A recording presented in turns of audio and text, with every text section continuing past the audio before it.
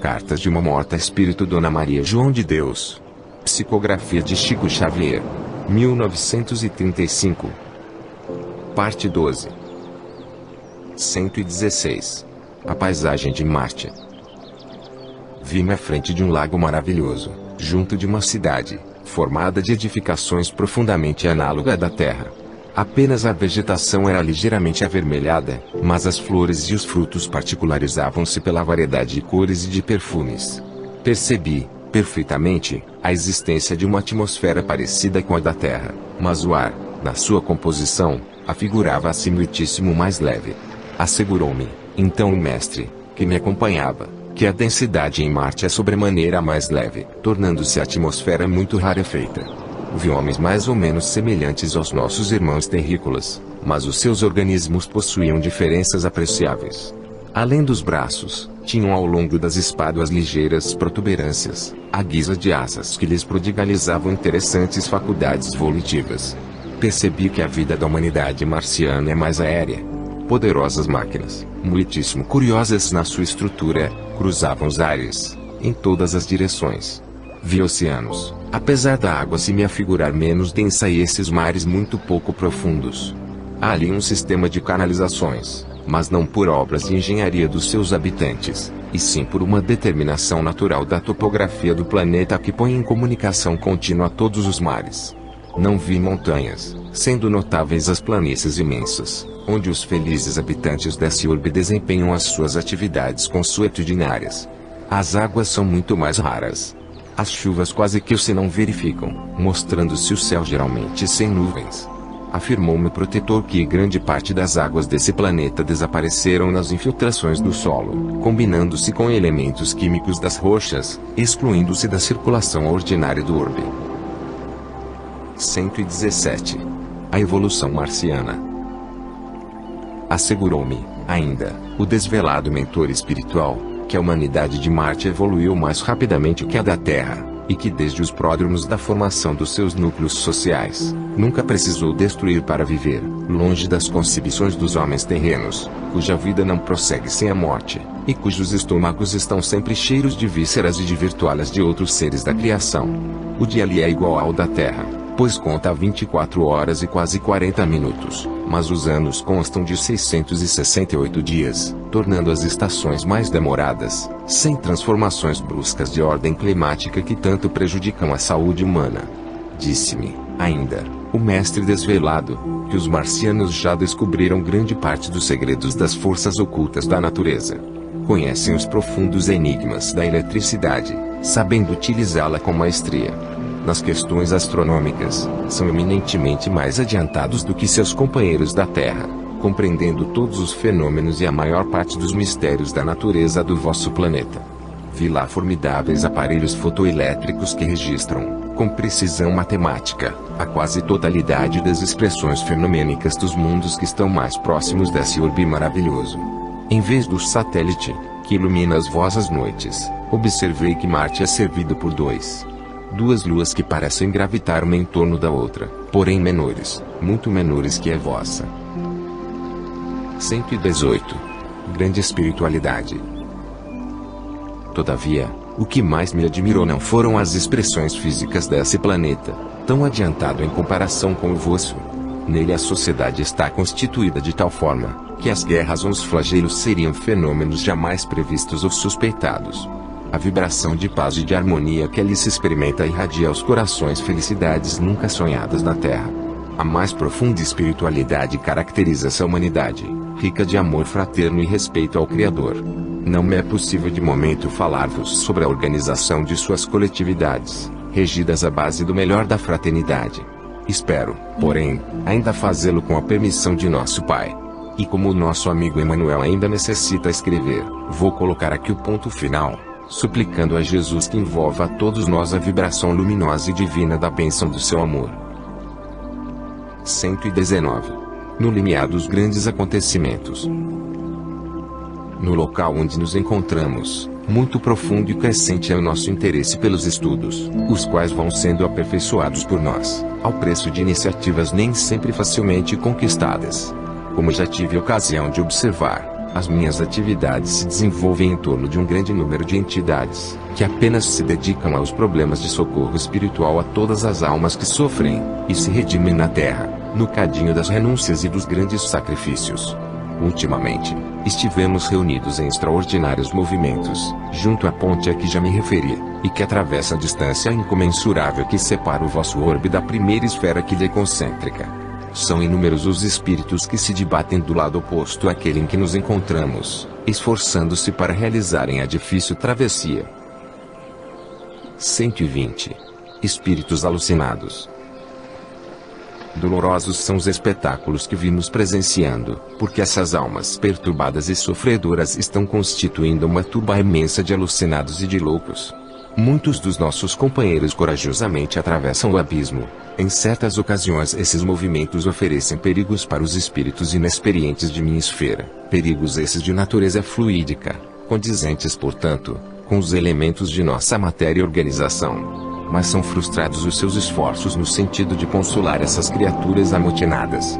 Figurai alguém sob o império de um sofrimento indescritível, a dor lhe impressiona de tal maneira, desorganizando-lhe a faculdade sensorial, que semelhante criatura é incapaz de ouvir o consolo fraterno ou a amiga exortação. É talvez devido a esse estado de extrema perturbação que as almas aflitas, em cujo socorro estamos ocupados, não nos ouvem, entregando-se às mais dolorosas imprecações. Súplicas, brados angustiosos, soluços, gemidos, repercutem junto de nós e temos procurado, no refúgio da prece a Deus, os recursos necessários para essas coletividades espirituais, egressa do planeta nestes últimos dias. São muito raras as individualidades do que conseguem ouvir o nosso chamado ou aprender as nossas observações. 121. A tarefa da salvação. Temos aqui instrumentos semelhantes a barcos salvadores, onde alguns espíritos conseguem se transportar para o nosso meio, para se entregarem ao tratamento e a repouso que lhes são necessários, porém, as condições psíquicas dessas almas são muito lamentáveis. Demasiado comovedores são os gritos maternos, as preces fervorosas e angustiadas que temos ouvido, filhas do gemer o preço de mãos infelizes. A todos buscamos oferecer o concurso de nossa assistência, todavia é difícil lograrmos um resultado imediato e efetivo. Não obstante a incompreensão, com a qual somos geralmente recebidos, ainda conseguimos evitar muitos males e afastar muitos infortúnios, dentro das possibilidades de nossa influência indireta. 122. Um novo ciclo evolutivo. Interpelamos os mestres que nos dirigem sobre os quadros dolorosos a que vimos assistindo, com infinita mágoa, em virtude das derradeiras lutas fratricidas que se vêm desenrolando na superfície do planeta. E os nossos venerandos mentores espirituais sempre nos elucidam, explicando que a Terra se acha em vias de conhecer um novo ciclo evolutivo. Explicam-nos, então, que esses movimentos objetivam não só o cumprimento exato das provações individuais e coletivas dos homens e dos povos, como também representam um trabalho de drenagem sobre as multidões humanas, selecionando as almas então encarnadas nesse mundo. 123. As correntes migratórias. Os nossos mestres nos falaram das grandes correntes migratórias que modificam as civilizações, asseverando que o mundo atual se encontra à beira desses movimentos inevitáveis. Compreendemos, então, que todos os progressos da civilização terrestre dependem da economia, sobre cuja base repousa todo o edifício da organização social. Soubemos assim que, em tempos remotíssimos, quando o planeta se encontrava em véspera de inaugurar nova posição progressiva, ocorreu o deslocamento das raças arianas que invadiram os territórios europeus. O congestionamento de certos países, o problema da economia regulamentada, a necessidade de expansão que muitas nacionalidades experimentam nos tempos modernos, constituem uma determinação desesperada dessas correntes migratórias, cuja passagem é assinalada por guerras destruidoras, ensaiando novas soluções para as magnas questões da vida coletiva. Afirmam, portanto, os nossos guias que apenas começamos a presenciar os grandes acontecimentos que, fatalmente, terão de ocorrer nos anos vindouros. As raças amarelas, e determinados núcleos da civilização ocidental requerem expansão, e nova fonte econômica para a solução dos problemas que os assoberbam, e, Nesses dolorosos movimentos, mas necessários, a humanidade se depura, aperfeiçoando-se cada vez mais para o seu glorioso futuro espiritual.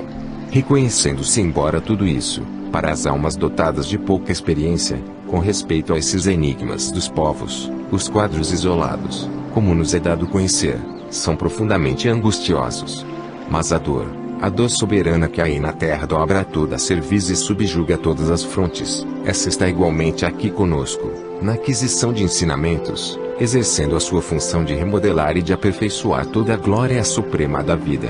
Todavia, Senhor, vós que sois a grandeza e a misericórdia suprema do universo, estendei as vossas mãos magnânimas para a terra, mansão de sombras e de provações, onde irmãos nossos se entregam ao mais proveitoso dos aprendizados. Dá-lhes fortaleza de ânimo e resignação nos embates contra a adversidade dolorosa, alçando seus olhos para os vossos impérios resplandecentes, onde compreendemos as luminosas afirmações da vida espiritual. Protegei-me a todos, Senhor, integrando as suas consciências no caminho retilíneo da salvação e os seus entendimentos na compreensão profunda das vossas leis. Que a terra conheça a nova era do amor e da fraternidade espiritual. 124. Uma palavra aos sofredores. Páginas recebidas em 30 de outubro de 1936. Concluindo a segunda edição do nosso volume, dedicadas às orfanzinhas, meu filho desejaria que eu dirigisse uma palavra aos sofredores.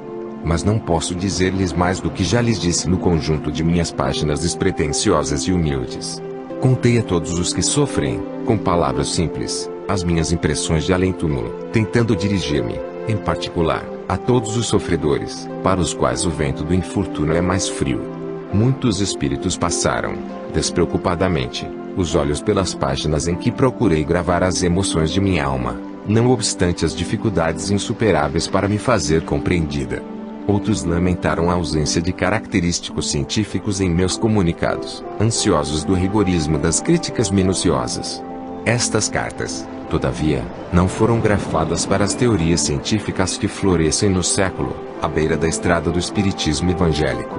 Consagrando meu respeito e a minha veneração aos estudos dos sábios terrenos, eu não saberia corresponder aos seus desejos de conhecimento superior, dentro da minha incipiência individual. Escrevia pensando nas mães sofredoras, cujo coração dilacerado não tem outra luz, no caminho escuro da terra, que as esperanças e súplicas postas no céu. Vejo-lhes, daqui, as amargas dificuldades e os acerbos desgostos e sinto-lhes, comovida, a tortura dos aflitos, clamando pela misericórdia infinita de Jesus. Grafei-as ponderando as expectativas ansiosas dos homens desolados que as dores cercam e humilham, nos carreiros aspérrimos do dever e das obrigações mais penosas. Sim, a falange onde me encontro para executar as mais santas determinações espirituais, sabe de muitas misérias ocultas e de muitas lágrimas desconhecidas. Nem sempre os grandes infortúnios se circunscrevem às casas públicas do sofrimento. Sob as sedas faustosas e sob o som de músicas festivas, buscamos cicatrizar as úlceras cancerosas e paralisar os soluços em muitos corações que se purificam na terra. Não desdenhemos as atividades preciosas dos espíritos insatisfeitos que alargam atualmente os horizontes científicos do século, com o concurso do além-túmulo. Mas consideramos a expansão evangélica e moralizadora do espiritismo como seu objetivo primordial. A Europa, desde os fins do século passado, não se encontra repleta de fenômenos supranormais, servida pelas constituições medianímicas mais poderosas. Grandes mestres não têm oferecido ao continente inteiro o fruto de seus exames e de pesquisas, no caminho largo das ciências terrestres. Entretanto, há muitos anos sucessivos, a confusão ali se estabeleceu nas almas, envenenando as fontes culturais do velho mundo. Nos terríveis enganos políticos da Igreja Católica Romana, a Europa inteira se prepara, aguardando inquieta, a guerra cruel dos extremismos. Entre a ciência humana e a sabedoria espiritual sempre existiu considerável distância. A primeira é filha do labor inquieto e transitório dos homens. A segunda filha das grandes e abençoadas revelações das almas. Na primeira sobram as dúvidas amargosas e as hipóteses falíveis. Na segunda vibram as grandes e eternas esperanças do coração do iluminado ideal da vida superior. Dentro das ciências terrestres prevaleceram, em todos os tempos, As descrenças inquietantes e angustiosas, os trabalhos dissolventes de crítica dos campos adversos sempre objetivaram a destruição de patrimônios sagrados do ser. Ainda agora, muitos jornalistas e estudiosos eminentes, às vezes falando de Crookes e de Lombroso, procuram desmerecê-los, acusando-os como possuídos de declínio de compreensão, no trato com os fenômenos espíritas. E, nesse movimento de acusações, perde-se um tempo precioso, a par de muitas energias que poderiam se empregar na construção do edifício da felicidade humana. Fenômenos. O homem nunca encontrará outro maior que a vida de Jesus, localizada na história. Mensagens elucidativas. Poderia haver alguma maior que a da palavra permanente do seu Evangelho? É para vós, os espíritos sofredores da terra, que o Espiritismo trouxe uma aleluia de esperanças e glorificações. Heróis obscuros e ignorados do mundo, alguém sabe dos vossos sacrifícios, de vossas renúncias e dedicações que o planeta terreno não pode conhecer. Chorai vossas lágrimas remissoras de olhos postos no céu, onde se guardam todos os vossos prantos e onde são conhecidas todas as vossas preces e aspirações. Aprendei nas experiências penosas da terra a soletrar o abecedário do amor, da piedade e da resignação, porque se viveis a dolorosa angústia das almas infortunadas e incompreendidas no mundo, há no céu quem vos estenda as suas mãos carinhosas e compassivas. Trabalhai, sofrei e confiai na misericórdia divina, pois não foram pronunciadas para os espíritos satisfeitos e felizes aquelas divinas palavras: bem-aventurados os aflitos na terra, pois que a eles pertencem as alegrias do céu.